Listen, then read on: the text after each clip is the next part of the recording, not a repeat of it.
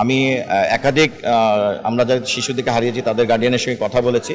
আসলে কেউই এই পরিস্থিতিতে তারা পোস্টমর্টেম করতে রাজি হননি এবং তারা নিজ দায়িত্বেই তাদের শিশুদেরকে নিয়ে গিয়েছেন, ডেড বডি নিয়ে গিয়েছেন। তো এটি নিঃসন্দেহে তদন্তের ক্ষেত্রে এটি প্রয়োজন ছিল।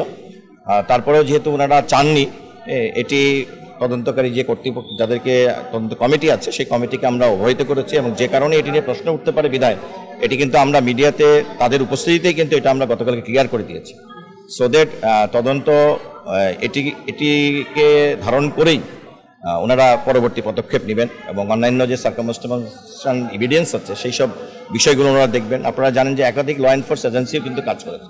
গতকালকে সিআইডি, স্পেশাল ব্রাঞ্চ, র্যাব এবং আমাদের পুলিশ সব ডিপার্টমেন্টেই কিন্তু তাদের নিজ নিজ যে উইং আছে তার মাধ্যমে তাদের যে তদন্ত চলছে। আর আমরা যে এটি সরকার ঘোষণা করেছেন স্বাস্থ্য ও পরিবার কল্যাণ মন্ত্রণালয়ের পক্ষ থেকে মাননীয় মন্ত্রীর নির্দেশনায় সেই 3 সদস্য বিশিষ্ট কমিটি ইতিমধ্যে গতকালকেও তারা, আমি যতটুকু জানি যে সন্ধ্যায় তারা কাজ করেছেন এবং তাদের ওখানে কিন্তু কোঅপশনের ব্যবস্থা রাখা হয়েছে।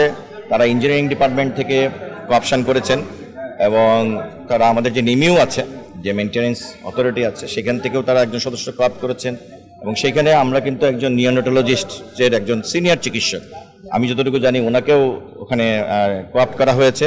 তো আমি বিশ্বাস করি যে একটি স্ট্রং তদন্ত কমিটি কাজ করছে এবং আমরা বলেছি যে আগামী 3 দিনের মধ্যেই রিপোর্টটি আমরা আশা করছি যে তদন্ত রিপোর্টটি আমরা পেয়ে যাব। যদিও আজকে তো ঈদের দিন, হয়তো একটি দিন এর মধ্যে পড়ে গিয়েছে, বিষয়টি হয়তো আপনাদের কনসিডারেশনে থাকবে।